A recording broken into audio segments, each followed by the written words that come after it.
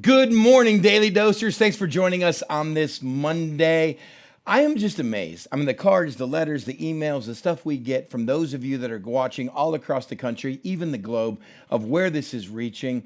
I tell you what, I have never, ever once heard from one of you without being encouraged and just realizing, wow, there's people outside these walls that are doing this daily. I just want to let you know how much of an encouragement you are to us, our team, to our guys behind the camera and behind the video, the audio, to all those that edit this and put it together, just to know that it's making an impact. Thank you, thank you, thank you. We talked this weekend, and I hope you watched the message where Jesus just once again is talking about Jesus. I am the light of the world. I am the light that brings life. And we talked about the simply profoundness of just light, how it lights up everything, how it brings perception to everything. And yet I just realized, starting on this Monday, that sometimes that comes gradually. In fact, have you ever been in a really dark place? Have you ever gone to like a movie theater and yet it's in the afternoon and you walked out the back exit and you walked in the sunlight? What do? You open the doors and you're like, oh, man. Have you ever been in a dark room and someone just hits a light switch without telling you and you're like, oh, man, a little warning next time. Sometimes just getting blinded by a light, I mean, you got to gradually move into that. Let your eyes adjust a little bit. And I want to encourage some of you that have been walking with God, and maybe it's a new walk, maybe it's an old walk, but maybe now you're really stepping into practicing the presence of God, going, is the light supposed to turn on?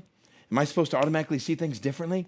That sometimes our perception changes more gradually than just someone hitting the switch. We're in Mark chapter 8. In Mark chapter 8, there's this incredible story of the disciples don't get and understand Jesus. The Pharisees don't get and understand Jesus. In fact, Jesus gets in the boat with the disciples after feeding thousands of people, and he's like, beware of the yeast of the Pharisees. He's trying to teach them, and they're like, oh, it's because we don't have enough bread. And he goes, are you kidding me? I do really well without bread. They don't understand Jesus. And Jesus in this moment is feeling, well, I think he's feeling like a lot of people just don't get him. You go, Chris, how do you know what Jesus is feeling? Because watch the very next miracle. Mark chapter 8, verse 22. So they come to Bethsaida. Some people brought a blind man, and they begged Jesus to touch him. He took the blind man by the hand, led him outside the village. When he had spit on the man's eyes and put his hands on him, Jesus asked, do you see anything? Which is kind of weird. Jesus never asked questions about his miracle. Jesus has healed other blind people, and he's never afterwards said, did it work? Jesus told the lame man to stand up, get up, and walk. And he doesn't go, can you move? Jesus has done a lot of miracles, and he never seems to question them. This is the only time Jesus questions the miracle that he just did.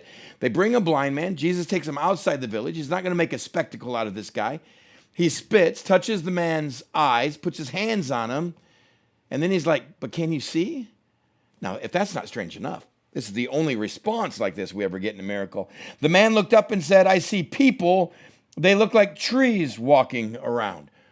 Which makes you wonder, how did a guy know what trees was, unless blindness came later in life? Or is he just saying, yeah, I could see, but everything's just real fuzzy, real shadowy. And Jesus said, well, I tried. At least you have some sight. It's better than no sight. And he went on his way. No, that's not there. You're like, what? So is Jesus just grumpy? Is he tired? Is his powers really not working? Jesus has to go back and heal the guy a second time.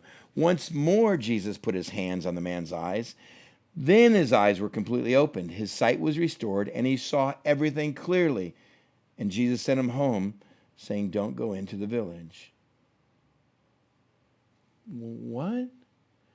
Jesus never healed the paralyzed guy, and the guy got up and goes, oh, it's just the left side that's working. And Jesus goes, whoa, hey, let me heal the right side. We've got the only miracle that happens gradually. And it happens with Jesus touching. After a chapter and a half of even those that following him, I just don't get you, I just don't get you, I just don't get you. And now Jesus does a miracle as an illustration. I know you don't get me. Keep walking with me. Keep touching Jesus. This light that we talked about this weekend sometimes happens gradually. The longer you walk with Jesus, the more you're going to see things more clearly. The more he's going to open your eyes. Don't give up hope with where you are now. Keep pressing into Jesus. That's how he worked then. I think that's still how he works today. See you tomorrow.